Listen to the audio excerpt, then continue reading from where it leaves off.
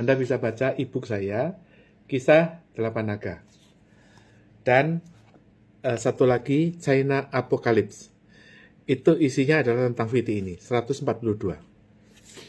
Perkembangan pasca perang Ukraine itu seolah-olah yang dipertaruhkan itu adalah wilayah Ukraine, di mana Putin itu ingin merebut atau menang di Ukraine, menguasai Ukraine. Karena dia takut Ukraine itu kalau ikut NATO. Pertanyaannya adalah, apa untungnya Amerika dan NATO? Jadi gara-gara perang Ukraine itu, Rusia mencaplok Ukraine, 30 negara-negara bekas Uni Soviet itu pelan-pelan mereka ikut NATO. Mulai dari 7 negara-negara yang bekas Soviet itu ikut NATO.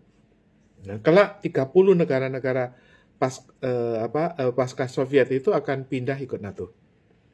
Kenapa? Karena mereka takut diperangi oleh Rusia. Nah, dengan demikian, sekarang perkembangan itu satu ya, perang Ukraine itu membuat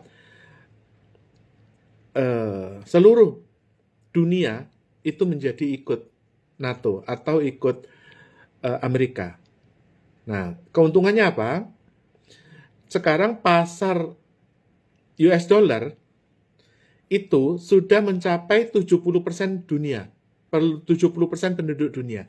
Tadinya 24% di Eropa dan Amerika, bertambah dengan Cina jadi 50%. Dengan bertambahnya dengan negara-negara Soviet Union, pasca perang Soviet Union, maka akan 70% penduduk dunia menggunakan US dollar.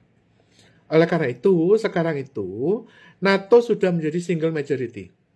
Ya, Anda jangan berada pada masa-masa Soekarno di mana ada blok barat, blok timur. Udah nggak ada. Blok timur itu tinggal Rusia. Rusia itu sudah tinggal, Rusia udah turun peringkatnya dari yang tadinya nomor 2, sekarang udah nomor 4.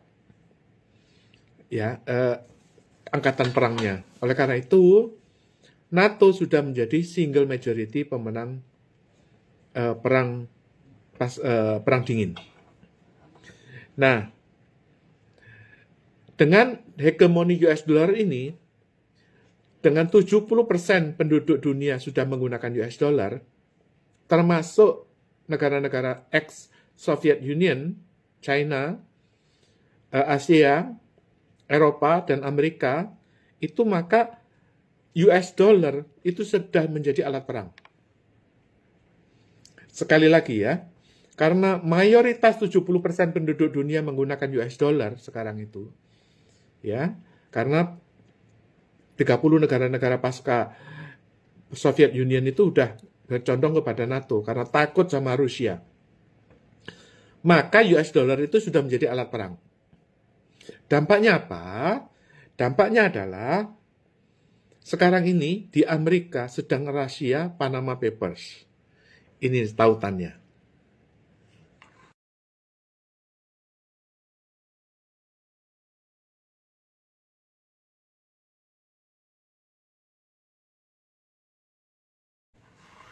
Artinya apa?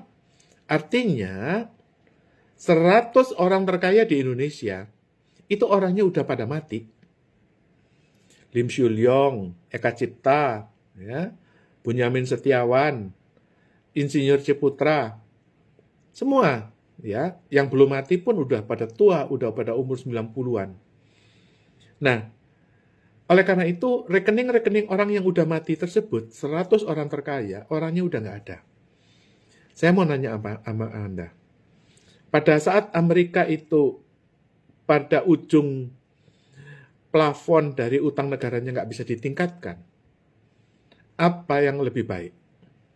Artinya uang-uang Panama Papers itu lebih baik digunakan untuk bayar utang atau diserahkan kepada warisan anak cucunya yang juga nggak ngerti itu duit dari mana. Karena itu duit engkongnya. Oleh karena itu, apabila Anda manajer-manajer perusahaan besar, perhatikan. Sekarang akan terjadi rahasia Panama Papers. Kekayaan 100 orang terkaya di Indonesia jangan sampai ditaruh dalam bentuk rekening. Saya ulangi ya, akibat dari perang Ukraina ini, hegemoni US dollar sudah menjadi 70% menguasai penduduk dunia. Oleh karena itu, US dollar akan dijadikan alat perang. Dan yang diperangi itu adalah kekayaan 100 orang terkaya yang orang-orangnya juga udah pada meninggal. Ya, dan kekayaan ini ya, jumlahnya itu bisa menutupi utang negara. Ya, karena apa? Karena seluruh dunia ini utangnya udah mencekik ya, utangnya Jepang, utangnya Eropa, utangnya Belanda, Prancis, udah mencekik gitu loh. Utangnya Amerika itu 34 triliun dolar. Setiap 100 hari itu utangnya nambah 1 triliun. Ya, emasnya Mataram itu ya, itu setara dengan ya 70.000 ton emas itu dalam 2 tahun itu akan habis untuk nambahi utang Amerika. Oleh karena itu, mereka udah nggak punya pilihan, nggak mungkin menambah utang, tetapi akan merahasia uang-uang money laundering. Dan dalam waktu dekat, Panama Papers ini akan dibekukan. Oleh karena itu, para orang-orang yang dapat warisan 70 triliun, 100 triliun, keluarga Ciputra, keluarga semuanya lah ya. Jangan menaruh uang dalam bentuk rekening. Walaupun itu di Panama. Ya, karena semua rekening itu adalah menggunakan sistem SWIFT yang diciptakan oleh Amerika. Dan Amerika itu bisa menggunakan rekening mereka sebagai alat perang. Artinya yang diperangi itu. Jadi kita tuh nggak ada lagi perang di dunia ini. Nggak ada lagi perang untuk apa? Sekarang kalau misalnya saya punya menguasai, katakanlah ini deh ya.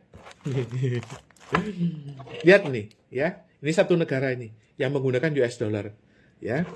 Kalau segini negara yang menggunakan US dollar, segini nih ya.